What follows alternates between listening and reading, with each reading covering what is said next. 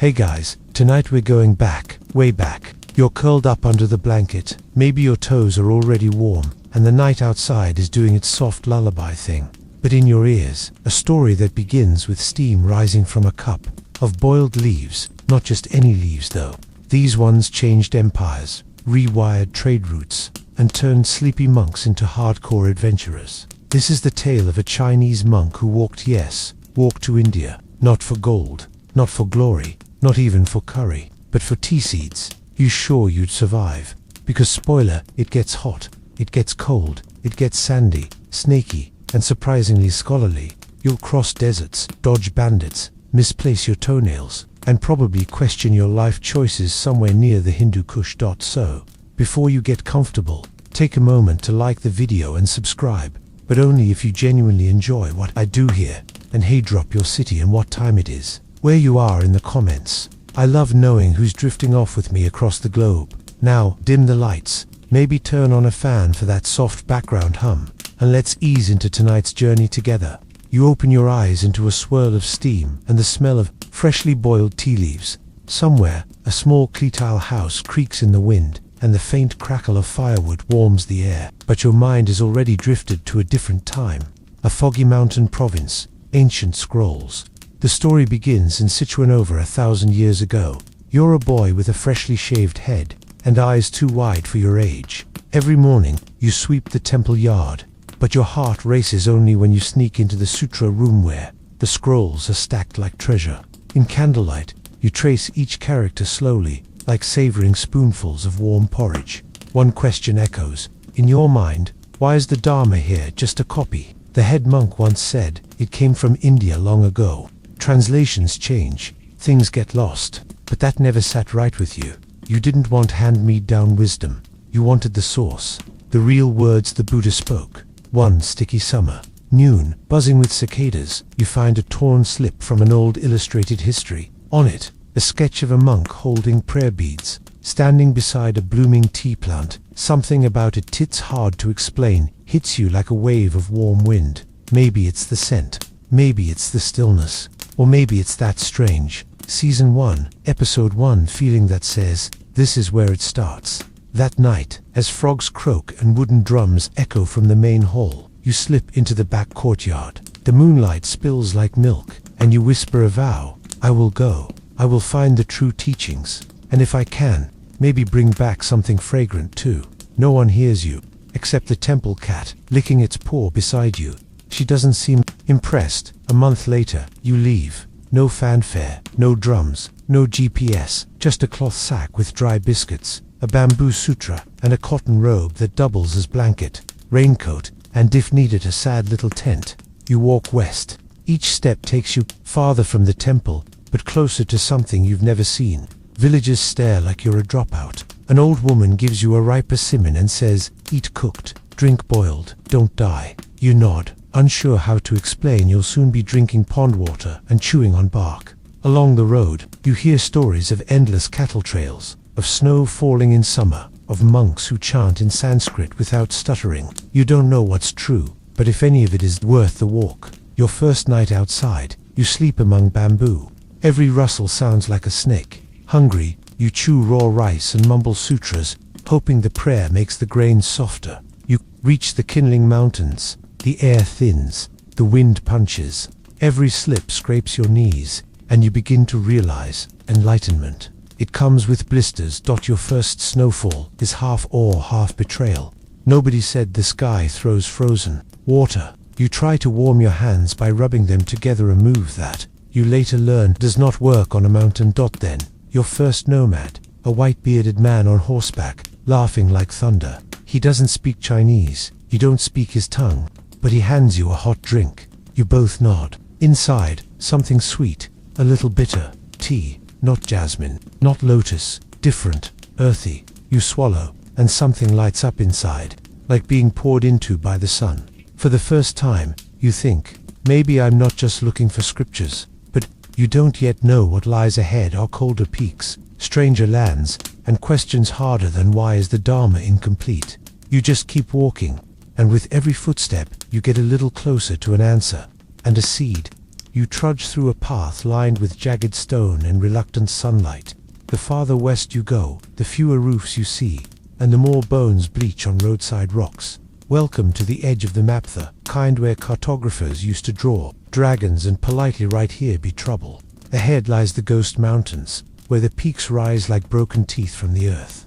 The locals call them that not because they're haunted though. Honestly, the night winds do a convincing job because so many have entered and not come out. That's the kind of marketing you try to ignore while tightening your belt for the third time in a week because rice ran out 2 valleys ago. You wrap your robe tighter. The wind here isn't just cold, it's mean. The kind that bites your nose and whistles through your ears like it's auditioning for an eerie flute solo. You stumble over loose stones, slide down scree, and start negotiating with your own legs. Like, okay, I know you're mad, but 5 more steps, and I promise, we'll sit. Spoiler, you keep lying to your legs. And yet, even here, with nothing but cliffs, clouds and bruises, you feel lighter, like you've stepped out of the known world and into the margins of something sacred. It's in the silence, in the way the ravens pause to look at you like they almost understand, in the smell of moss, frozen clean, and the dry crunch of pine needles beneath your feet. Then comes the pass, a narrow trail no wider than a stubborn goat, clinging to the mountain like it owes rent. On your left, a sheer drop into what looks like a painting of despair. On your right, a vertical wall of rock that occasionally weeps little icicles, just to keep things dramatic. You press your body against the wall and inch forward. Don't look down, you tell yourself. So of course you do. And yeah, it's a long way to regret. You feel your stomach do a somersault, like it's auditioning for acrobat school. Halfway across, a thunderclap snaps the sky in half. Snowflakes start to fall, not gently, but like someone upstairs knocked over a bucket. You scramble into a shallow cave just as the world turns white and wild. You huddle, soaked and shaking, beneath your robe, and for the first time, fear drips down your spine. But then you pull out a tiny bundle of cloth from your pouch, 1 page of a sutra, copied by your own hand back in Sichuan. You whisper it aloud. Your voice shakes, your breath fogs, but something inside steadies. The wind howls like a wounded animal, but your mantra holds its rhythm, soft and stubborn. Outside, a snow leopard watches you from a ledge, tail twitching like a paintbrush. For a second, you lock eyes. No sound, no threat, just 2 pilgrims, in different fur, wondering what the other is doing this far from comfort. By morning, the storm is gone, and so is the leopard. Your fingers are stiff, your nose might be frostbitten, and your left boot has officially died of exposure. But the trail ahead glistens, sunlit and raw. You descend into the high valleys of the western frontier, where villagers huddle like secrets and prayer flags flutter across ravines. People here speak in clipped tones and look at you like you fell out of the sky. Some smile, some don't. One old man touches your shaved head and asks if you're a wandering ghost. You don't answer, mostly because you're busy inhaling the barley soup he just gave you. And then bandits. Of course, there are bandits. It starts with a rustle behind a bush, a glint of metal, and before you can say karma, you're face down in the dirt with a sack over your head. They search you, find your sutra scroll, hold it upside down, then toss it aside like it's yesterday's gossip. They take your biscuits, your flint stone, even your half-dead left boot. You prepare yourself for the worst, but then, something strange happens. One of them missing 2 front teeth, and clearly the boss sniffs your pouch and finds the packet of dried leaves you've been keeping. Not valuable, just leaves from the last monk you stayed with. You nod cautiously. He pours hot water into a dented tin cup and lets the leaves steep, sniffs, sips. His eyebrows rise like startled caterpillars.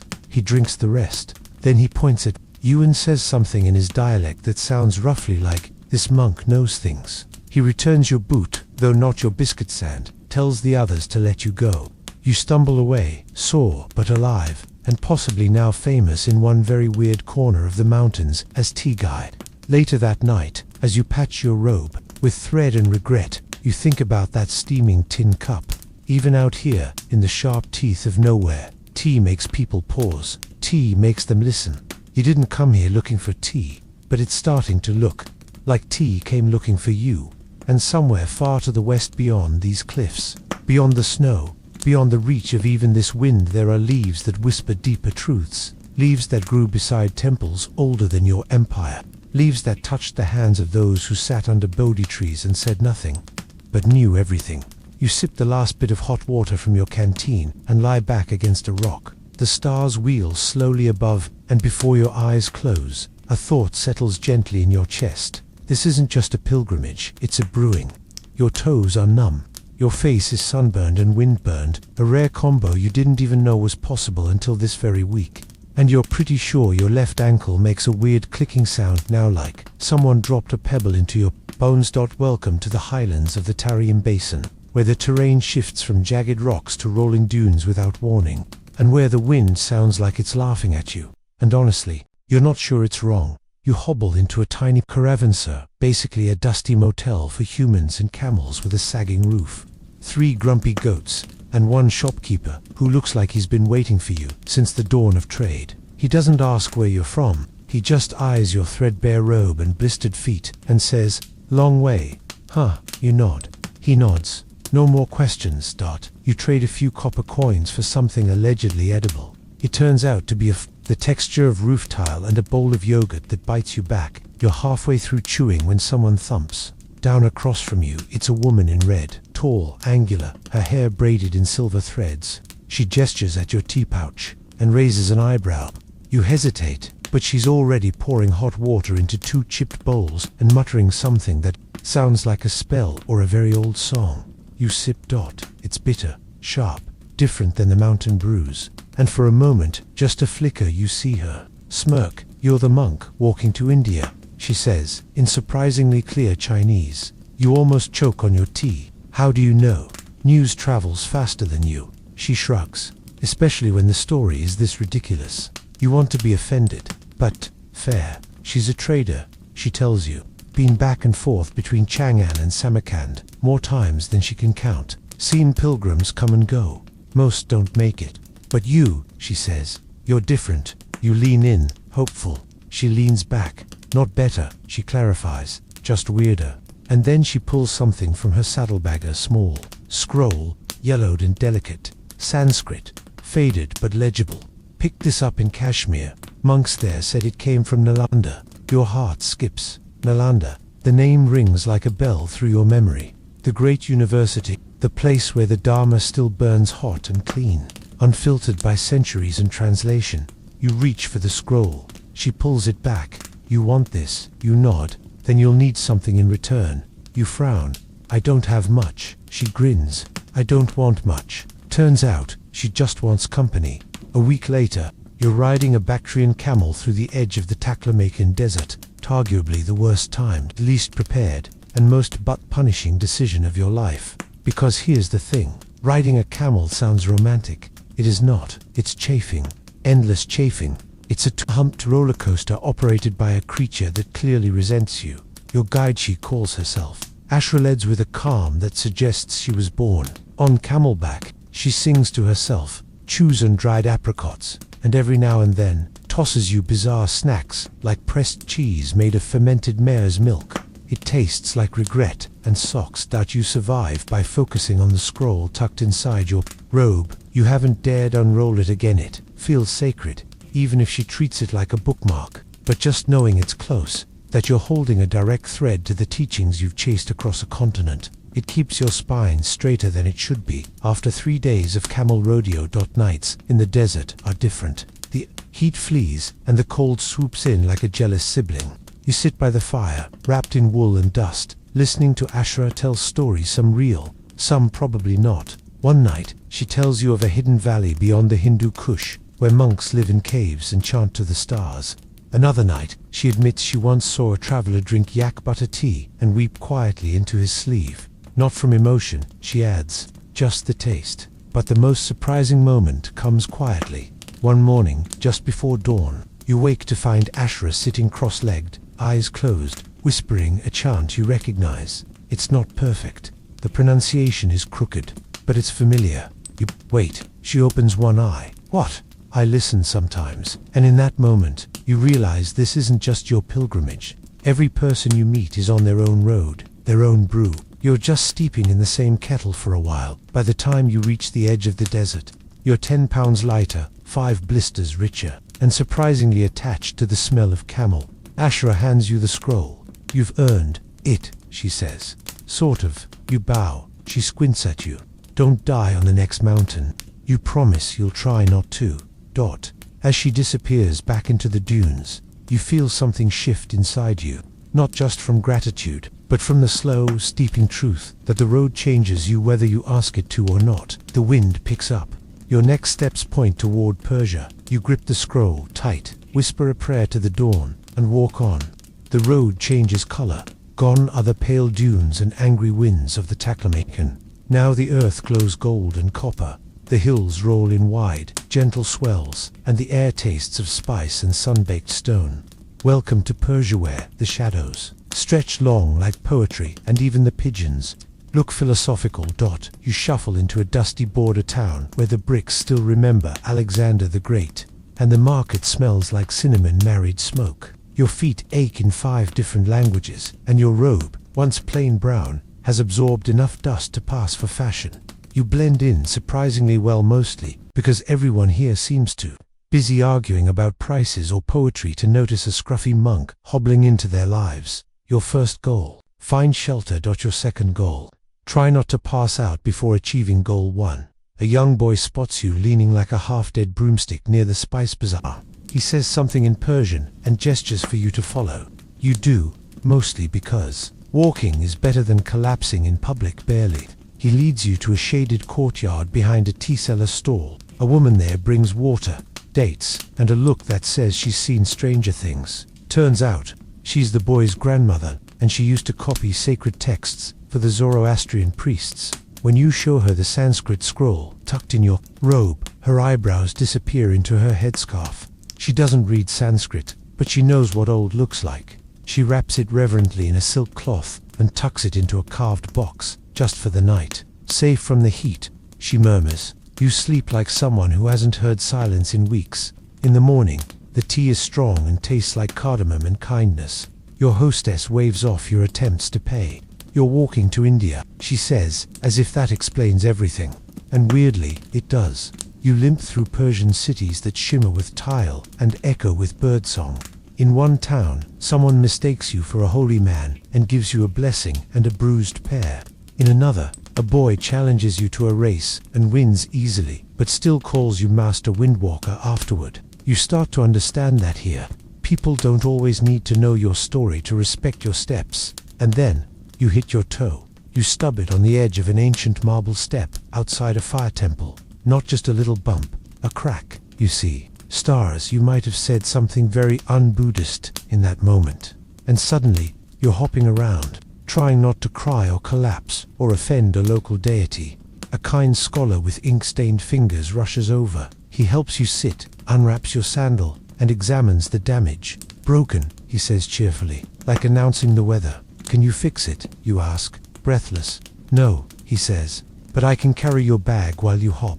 That's how you meet Firuz. He's a scribe at the local library, a dusty building full of rolled parchment, cats, and people who argue about verbs. Firuz offers to let you rest there. You accept, thinking it'll be for one night. You stay for 6, because Firuz has something you didn't expect. A Sanskrit grammar guide, written by a long-dead monk from Ghana. It's stained, fragile, and full of doodles in the margins. Someone in the 8th century apparently had strong opinions about compound verbs and birds. You spend the next week limping around the library on a stick and soaking up everything. Can't he sure? He even lets you copy a section by hand.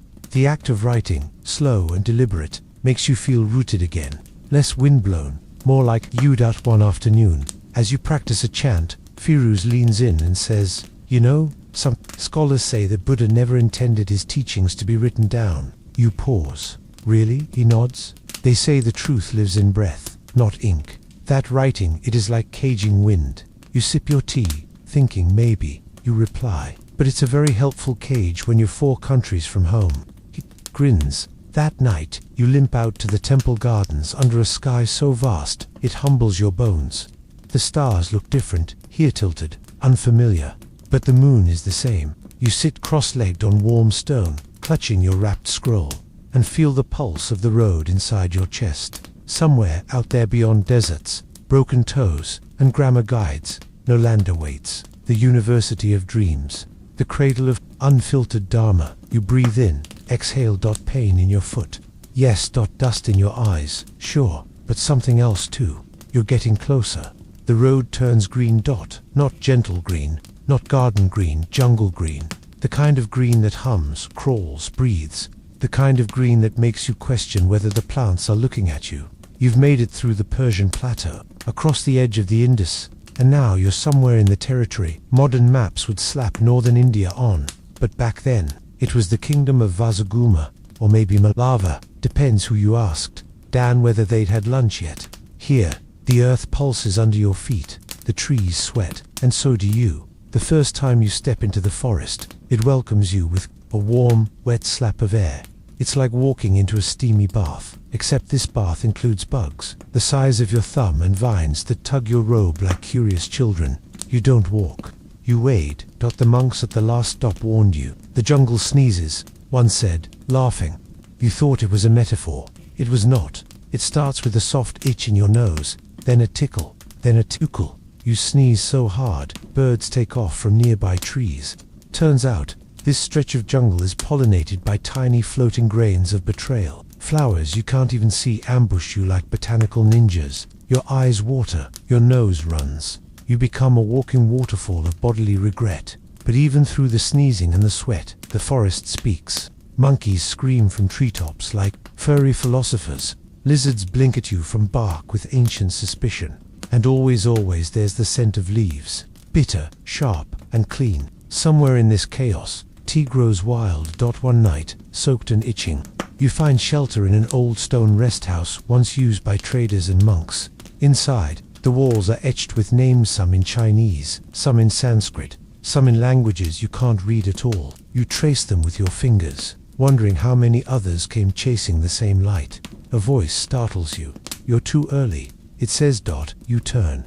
In the corner, there's a man sitting cross-legged, older, thin as a broom, wearing nothing but a dhoti and a grin. I've been expecting someone from the north, he says, but not for another moon cycle. You blink, confused. Are you a monk? He shrugs. Sometimes. Okay then. He says his name is Samaya. He's from Nalanda. He left 5 years ago to meditate in the forest, and just never really left. You sit across from him and share your story, or at least the parts that don't involve camel bruises and fermented cheese. He listens, nodding. Sometimes he hums. When you mention the tea seeds, he actually chuckles. You came all this way for leaves. They're special. You defend. They all are, he says, and gestures outside. This whole jungle is breathing stories. The tea here, it listens. You're not sure if he's being profound or just weird. Possibly both. Over the next 2 days, Samaya teaches you how to listen to the wind, to your breath, to the tiny vibrations of leaf and lizard. He also teaches you how to make a mosquito-repelling salve from crushed neem leaves and mud, which is honestly more helpful than the wind thing right now. You share tea over the fire each evening, brewed from wild leaves he picks himself. No sugar, no spice, just earth. It tastes like wet wood and deep time. You sip slowly, carefully. Feel it, he asks. Feel what? The memory. You pause, and maybe it's the exhaustion, or the jungle, or the fact that you sneezed approximately 700 times that day. But yes, you do feel something. A warmth that sinks behind your ribs. A memory that isn't yours. And in that moment, you understand. This journey isn't just about fetching knowledge. It's about being steeped in it. One afternoon, a procession of monks passes through. Orange robes, shaved heads, bells and chants, and calm faces. Samaya watches them silently, then turns to you. Time to go, he says. You nod, but not without hesitation.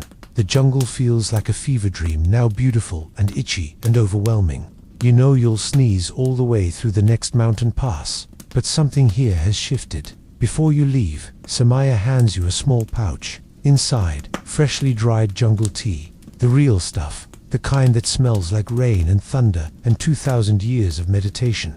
For your emperor, he says with a wink. You bow deeply. Then you step back onto the trail, robe damp, nose raw, but spirit burning. Behind you, the jungle sneezes one last time. Ahead of you, Nalanda, and you're finally close enough to hear its silence. The road finally opens. You step out of the forest, and it's like someone turned down the volume on the whole world. No more buzzing, no more dripping, just open air, soft hills, and a distant hum, voices, bells, and something else. Learning you're near Nala and Ale, it doesn't look like much from a distance. Just another cluster of red brick buildings, half hugged by trees.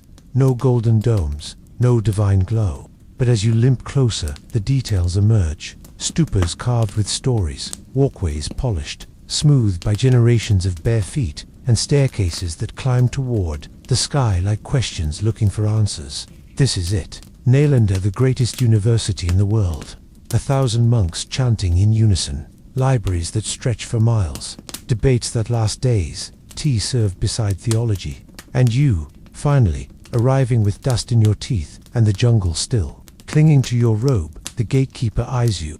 You're probably not the first muddy traveler to show up looking half alive with a wild glint in their eyes. He asks nothing, just steps aside and nods. Inside. The noise is gentle, not silence but study. You hear the quiet scratch of ink on palm leaves, the soft clash of Sanskrit versus Pali in the debate halls, the creak of a monk's knees settling into meditation, and DS somewhere, the gurgle of boiling tea. You're guided to a simple dormitory, just stone walls, a sleeping mat, and a clay basin of water that smells faintly of lotus.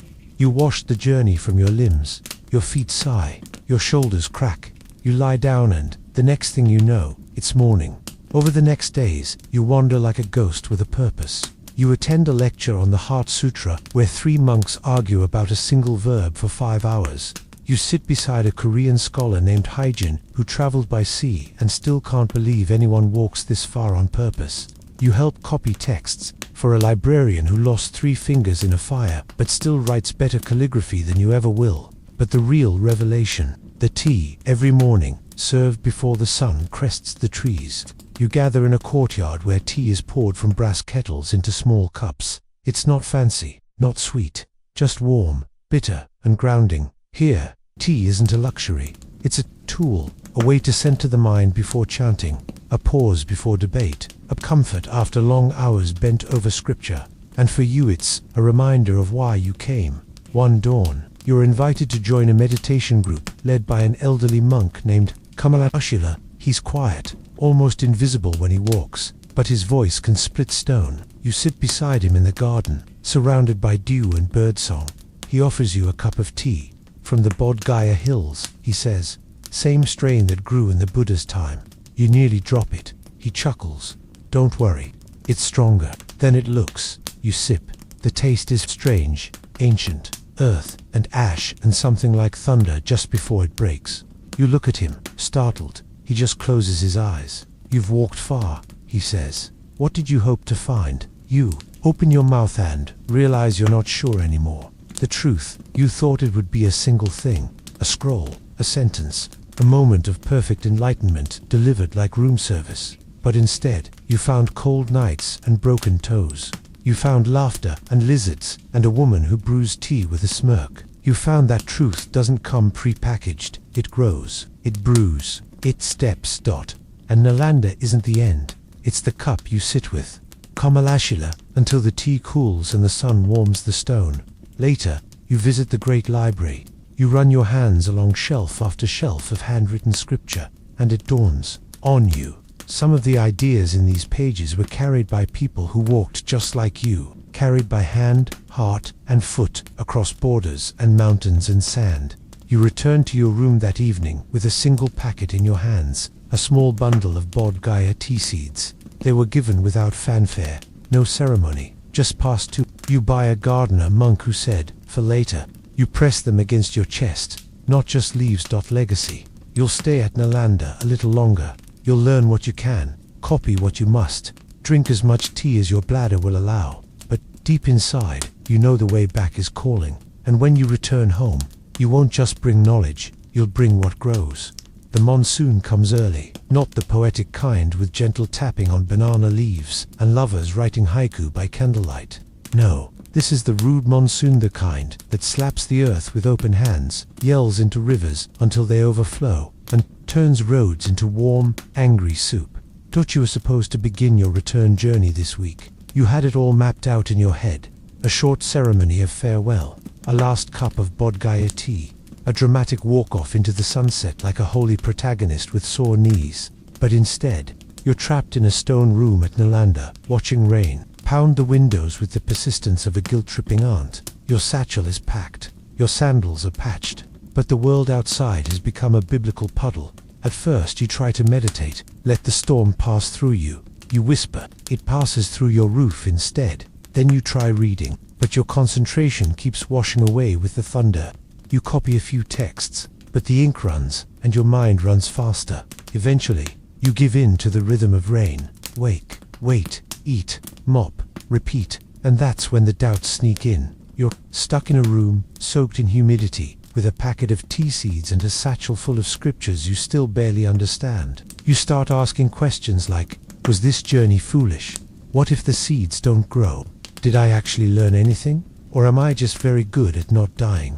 You sit by the window one morning, chin on knees, eyes blurry from staring too long at nothing. Outside, the garden is flooded. A frog hops onto the stone wall and looks at you like it knows. And then you hear it, a song, not a melody, but a chant, deep, rhythmic, from somewhere below your room. You follow the sound, barefoot and blinking, down a long corridor that leaks in 17 places. You find a small gathering of monks chanting under a half-covered pavilion, rain dripping through holes in the roof. They don't stop for the storm, or the leaks, or you. They just keep chanting, and slowly, so slowly, you feel your breath align with theirs. You join them, not because you understand every word, but because it gives your thoughts something to hold, something heavier than doubt, something older than anxiety. Afterward, a young monk, maybe 15, tugs your sleeve. You're the one with the seeds, he says. You blink. Yes, he grins. Come, I want to show you something.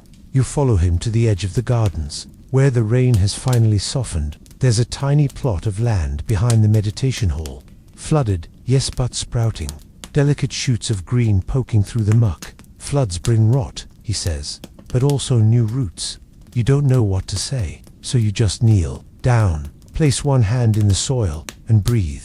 Over the next week, you help him dig drainage channels with your bare hands. It's not glamorous, it's not enlightening. It's muddy, exhausting, and weirdly satisfying. You teach him how to dry tea leaves. He teaches you how to laugh when your robe gets sucked off by the mud. One afternoon, he points at the tiny tea pouch tied at your belt. Have you named them yet? Named them. He shrugs. They've come this far. They deserve names. And so, as a joke at first, you name them. The strong one, the bitter one, the one that got damp and smells weird, but you love it anyway. Somewhere in that act, you realize you're not waiting to leave anymore. You're already bringing things home.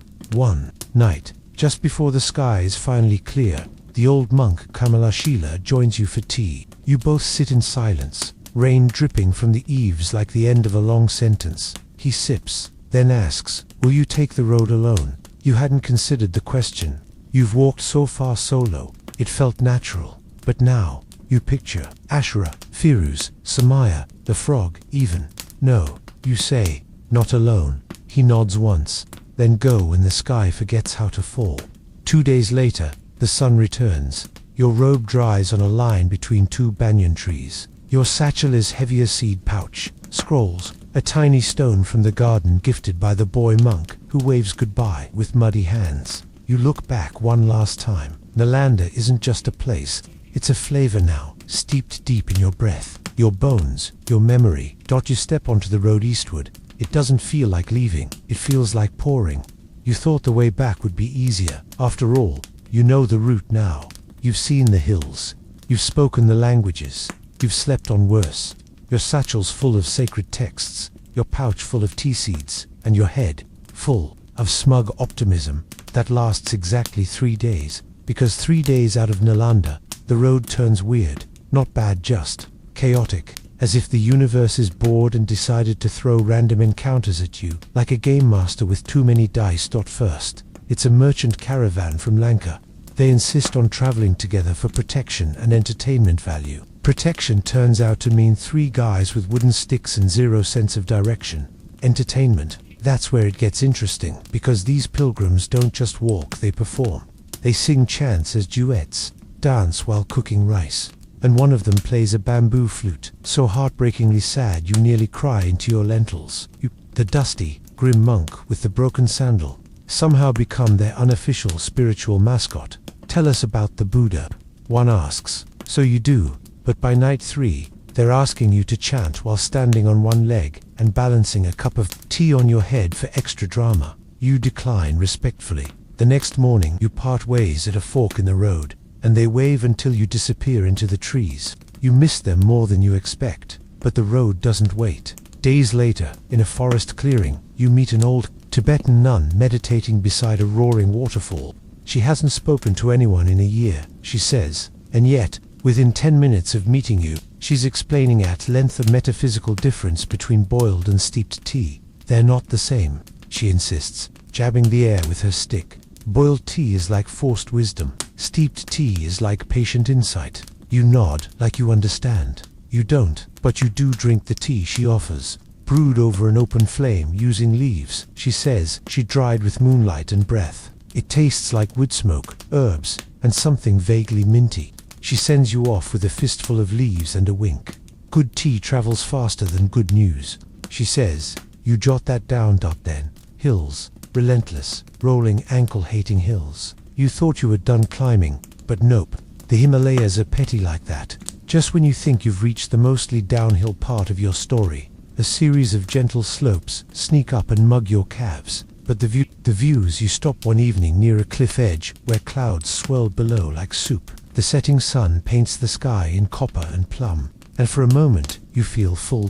Not the full of food, not the full of pride, but the rare, strange, full of enough. You whisper a mantra to the wind, half in prayer, half in gratitude. Then your stomach growls and the moment passes. At the next village, you meet a monk from Khotan heading east. He's younger, but his beard is older, thick, wild, and so long it probably deserves a passport.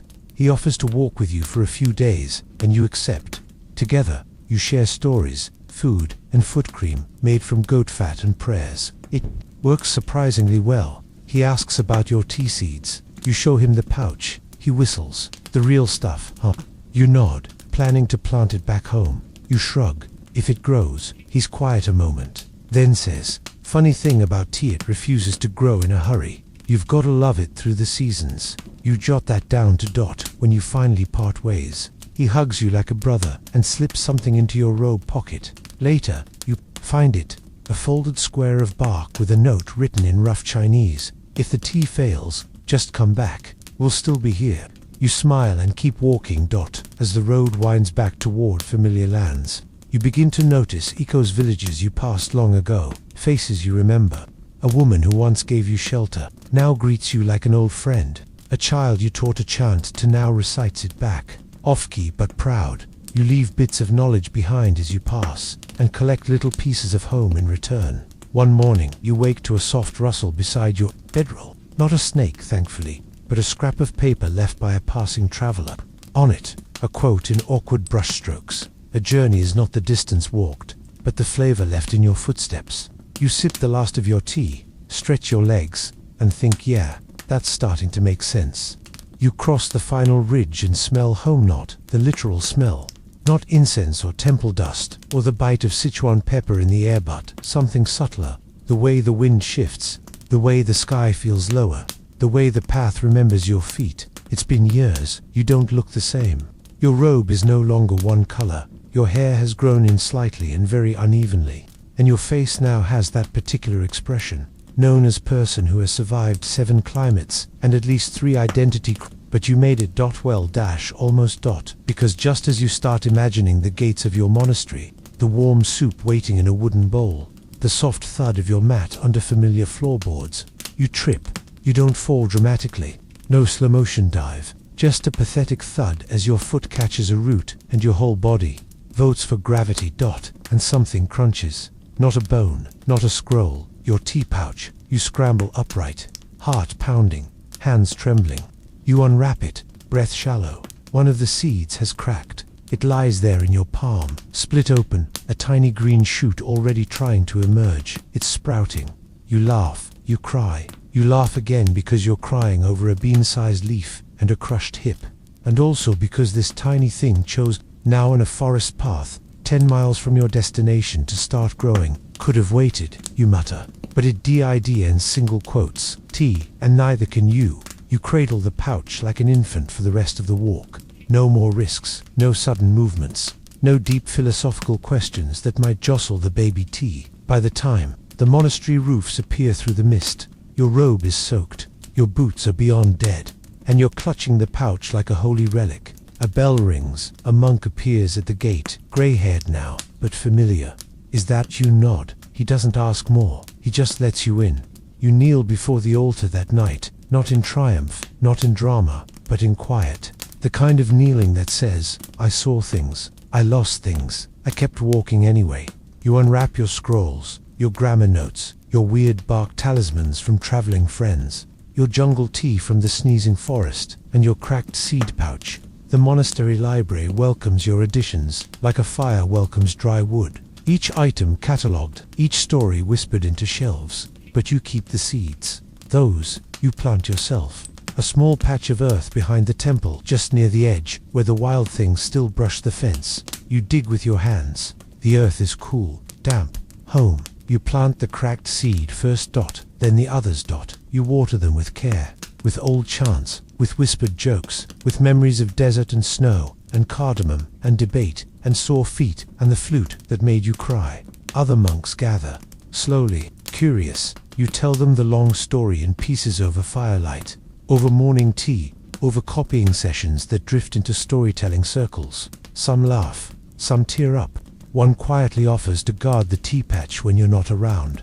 Months pass. Then, green dot, tiny leaves curling toward the sun, reaching out like they've been waiting their whole existence to be here. One morning, the youngest monk brings you a cup of something warm. You sip, you pause, you sip again. It's subtle, still young, a little uneven, but it's your tea, your own leaves. Finally brewed, you smile into the cup. No one says anything, they don't have to, because in that silence, you hear everything. The footsteps, the laughter, the chanting, the winds across Persian domes, the roar of jungle waterfalls, the quiet shiver of Nalanda scrolls. It's all there, and with each sip, it comes home. The tea becomes legend faster than you expect. Not because it's the best brew in the empire, not yet. Anyway, in fact, early versions taste like boiled sock water with emotional complexity. But because it grew, because someone walked across half of Asia, faced bandits, snow, sneezes, and toe trauma, and came back with seeds in one hand, and stories in the other. That's the part that sticks. The emperor hears about it within months. Of course he does. He has people whose entire job is to find interesting things and whisper them into his golden ears. But this time, it's not just a curiosity. It's an invitation. You are summoned to the capital. At first, you think it's a mistake. You check the scroll twice, wonder if it's for another monk with your exact name, birthmark, and facial scars. But no, it's real. So you go. You're given fresh robes, still scratchy, but clean, and a horse that hates you. It takes weeks to reach the imperial city, and the whole time, you rehearse your answers. Where did you find the tea? How does it compare to ours? Is it blessed? Does it cure gout? You arrive finally at the palace. Wood, high gates, guards with serious eyebrows. You're escorted past courtyards and koi ponds, so perfect they feel unreal. One servant offers you a fruit you've never seen before. You politely decline. You're already sweating through your robe. Then, you're in the presence chamber. It's quiet. The emperor doesn't look up at first. He's sipping tea, probably jasmine, with that slightly bored expression of someone who's had too much of everything. Then he glances at you, and raises one eyebrow. This is it, he says. You bow. Yes, your majesty. You walked to India. Yes, your majesty. Why? A long pause. You don't launch into philosophy. You don't quote scripture. You simply say, to learn, and to bring something back. He studies you, then gestures. A servant appears with a small kettle, and a polished porcelain cup. Brew it. Your hands are steady, more than you expected. You take the leaves from the pouch, carefully dried, lovingly pre-stand, steep them in water heated, just shy of boiling. You wait, you pour, he sips, and nothing happens. No lightning, no angels descending, just a sip, a pause, then another sip. He sets the cup down slowly. This, he says, is not the best tea I've ever had. Your stomach drops, but, He continues, it is the most interesting. He leans forward. There's earth in it. Fire. Something. ... Distant. It tastes like a journey. He sits back. I want more. You blink. More. Not just TI monks. Stories. What else are we missing out there? And suddenly, you're not just a returnee with a seed pouch. You're the beginning of something. The palace scribes interview you for days. Artists sketch your maps, your route, your face. You request extra shading around the cheekbones. They ignore you. Cartographers trace your path across silk scrolls.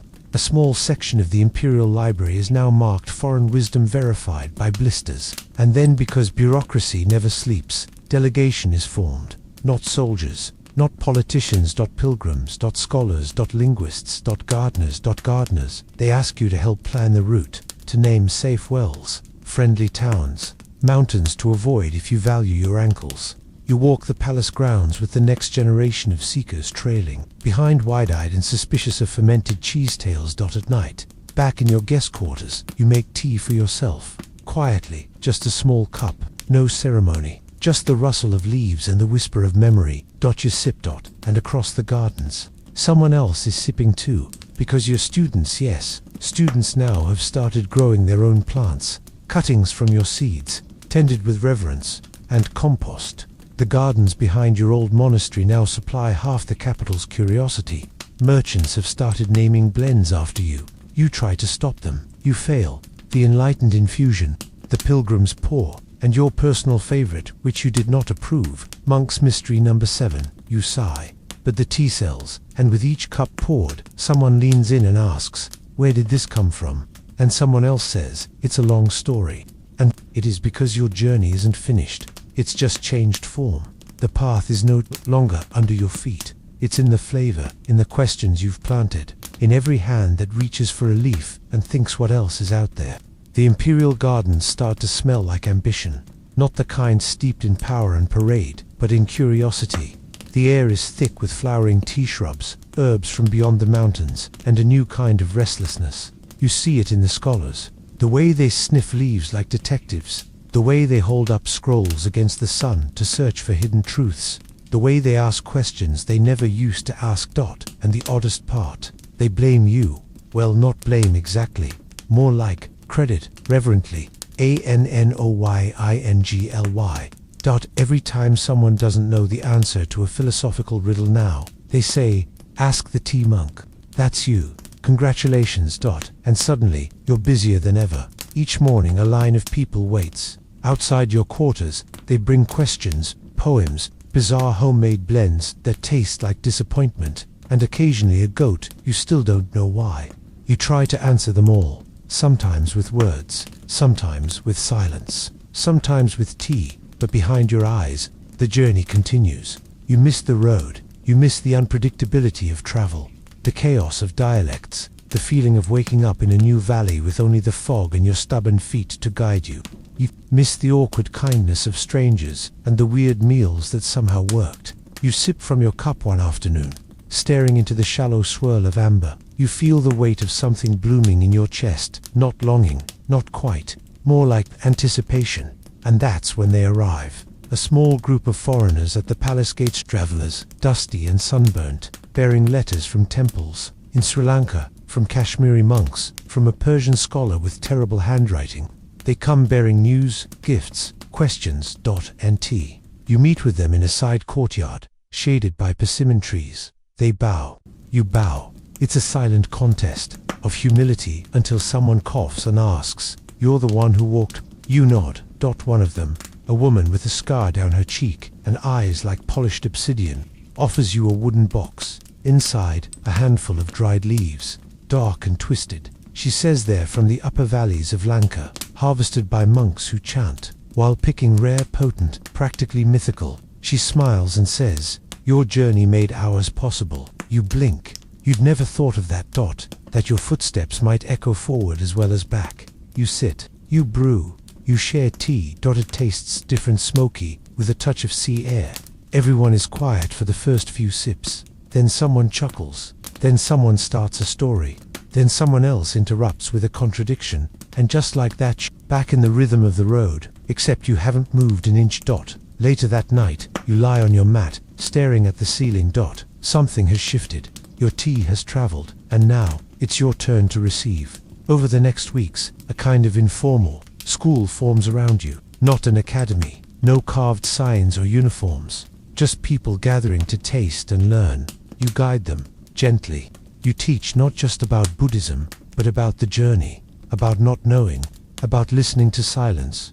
One day, a young woman barefoot, curious, bold says, "I don't want to stay here, I want to walk." The others laugh, but you don't. You see the fire in her, the same one you carried like a lantern across mountains and deserts. You help her pack, show her how to tie her robe tighter at the hips, how to dry tea with sunlight and salt, how to recognize safe villages by the shape of their temples. And when she leaves, you give her a seed, one of yours. A second group follows a few months later, then another. The emperor doesn't object, not publicly at least. He says it's good for diplomacy, good for trade. You suspect he's just afraid of missing out on the next big blend, and slowly, something begins to spread. Not just tea, but the practice. People walking for knowledge, for taste, for truth. Monks and farmers, scholars and curious teenagers. They set out with leaf pouches and sandals, and dreams they can't quite name. And when they come back, they come to you with sunburnt faces and laughter in their eyes.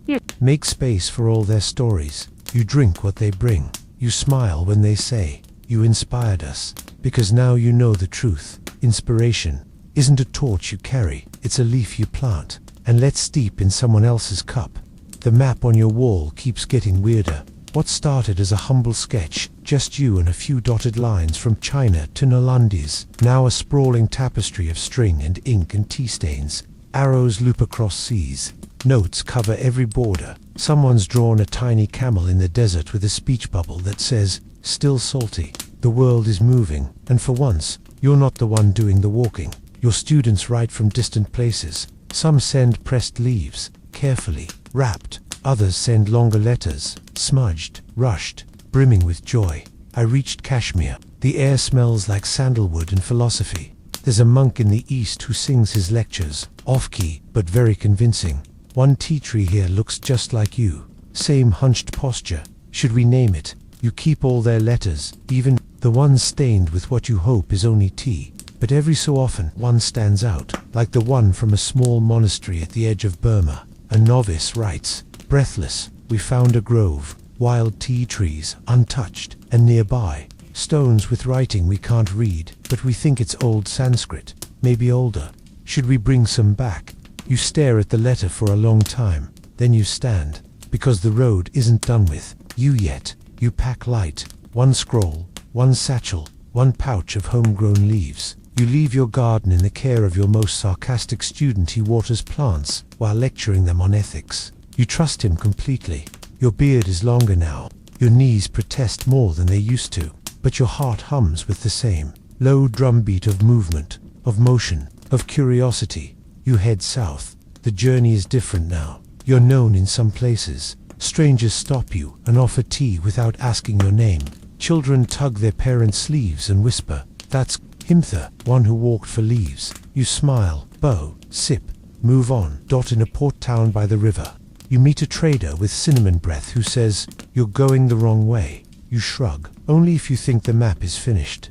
In the hills near Bengal, a woman with eyes like thunder invites you to try her family's ancient blend. It smells like fire and orange peel, and maybe regret. You sip. It's awful. You tell her the truth. She laughs and says, "Then teach me to do better." You stay 3 days. By the time you reach the edge of Burma, your sandals are paper thin, your skin the color of steeped wood, and your mind so quiet.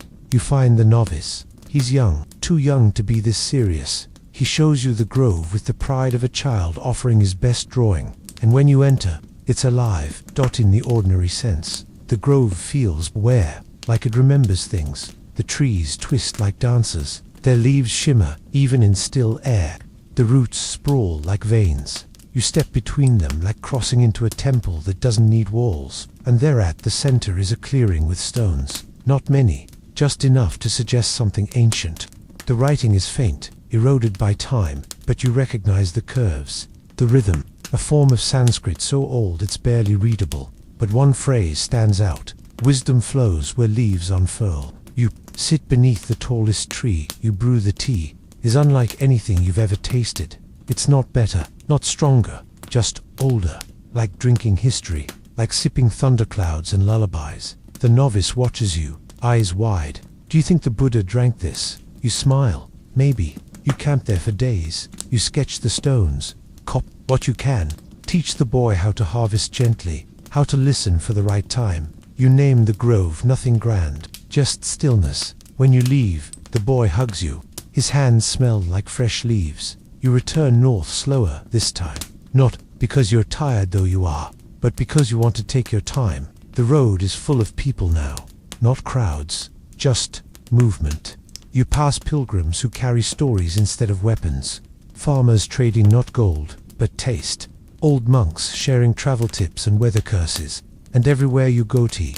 Not just yours, not just Nalanda's, but blended, adapted, shared. The way language spreads, the way laughter echoes. You pass by a village where two rival tea houses hold a tasting competition every week. One names their special brew, the footsore philosopher.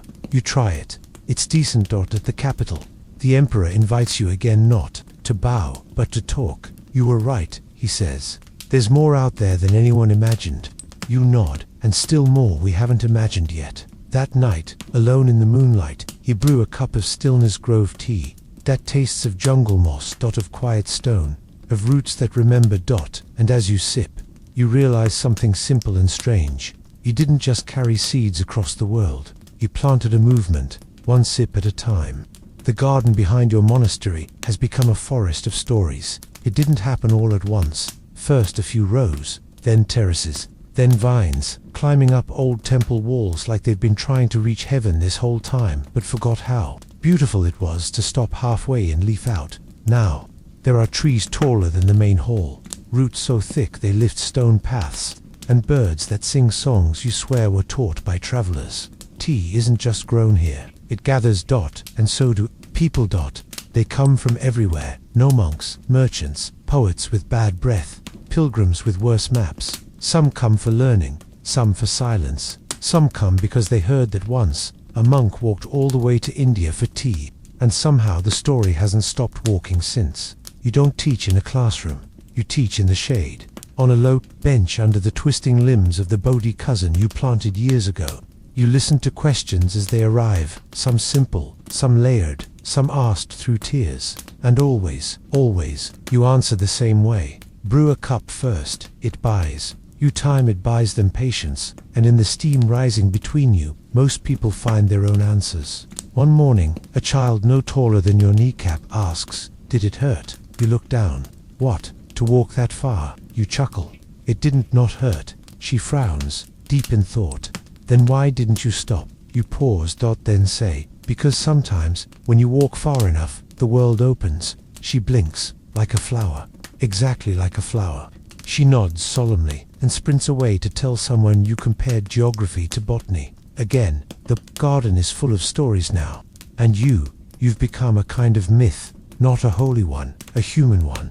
The monk who walked, the one who brought tea, the one who listens more than he speaks and drinks, more than he eats. You receive gifts from people you've never met. Dried mango from Sri Lanka, salted tea cakes from Tibet, a drawing of your sandal from a 5-year-old in Luoyang. It has wings. On it, the emperor writes once a season. His letters are dry, imperial, and deeply curious. One reads, "Is it true tea tastes different at sunrise?" You respond, "Only if you're listening."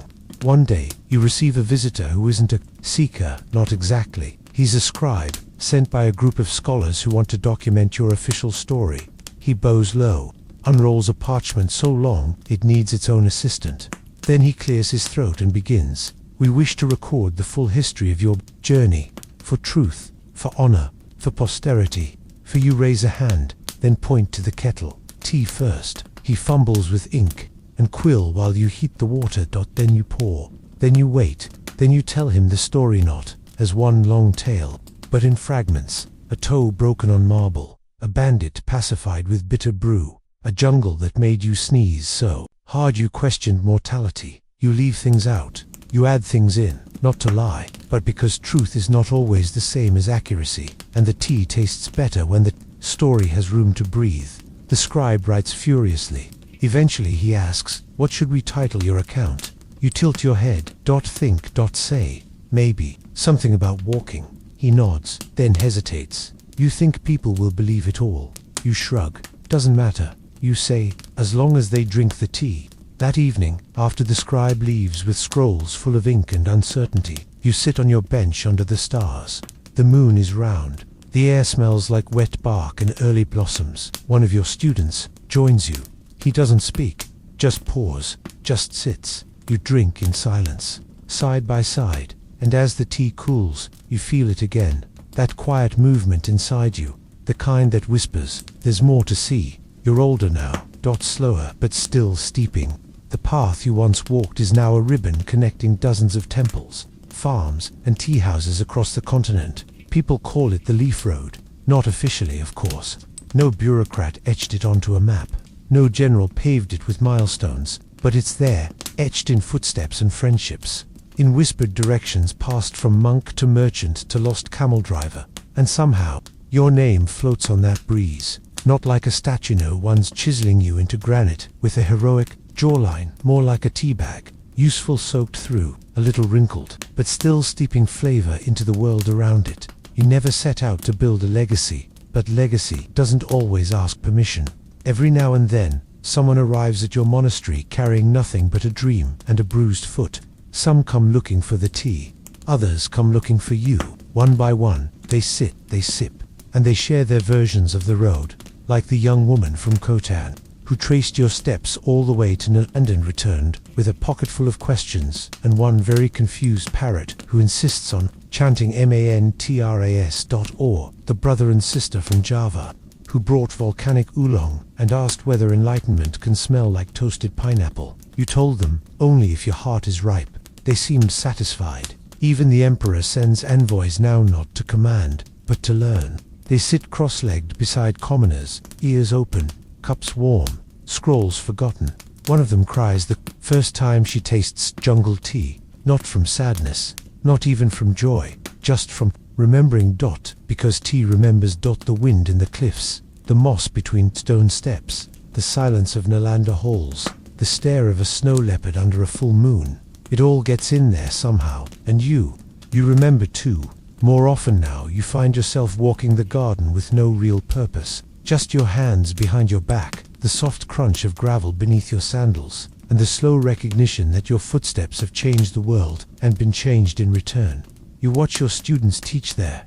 Students, you listen to debates about water temperature and steep time and whether Bodh Gaya leaves taste more humble than Himalayan ones. They don't, but you love the argument. You're no longer the only story in the monastery. You're a chapter in a growing book. One evening, as the sun sets behind the western hills, a child approaches you. She looks confused. She asks, are you the monk who walked to India? You nod. She blinks. Why didn't you take a horse? You laugh so hard you spill your tea. She doesn't laugh. She's serious. So you say, because horses don't brew leaves. She still looks skeptical, but accepts the answer with the grace only children possess, then skips away to tell someone else the weird old monk logic you just dropped on her. Later, that night, you sit beside the oldest tea tree in the garden. It's crooked now, bent with age, but the roots are deep, and the leaves are rich, and sometimes you think it hums when the wind hits it just right. You lean back, cup in hand, and whisper to the branches, I didn't know this would happen. And the leaves whisper back, at least, in your imagination, neither did we. You close your eyes. The tea is warm, the night is soft. Somewhere, a new traveler is stepping out onto the road for the first time, pouch tied to belt, scroll tucked beneath their arm, dream not yet fully formed. They don't know it yet, but the leaves are waiting. You wake before dawn. The monastery is quiet, wrapped in the hush that comes before birdsong, before breakfast fires, before questions.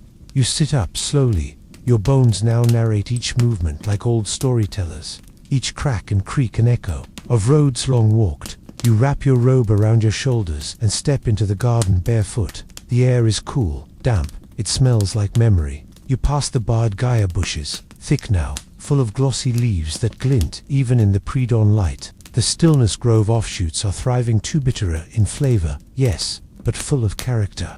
You pause beside one particular tree, the first one you planted when you returned. Its trunk is no longer thin. You press your hand to it. It doesn't speak. Of course not, but it feels alive, like it's listening, like it remembers every chant you mumbled while watering it, every lesson you gave beside it, every confession whispered under its shade. You sit on your old stone bench, the one that's uneven on the left. You never fixed it. It felt honest. Your student joins you without words. She pours. You sip.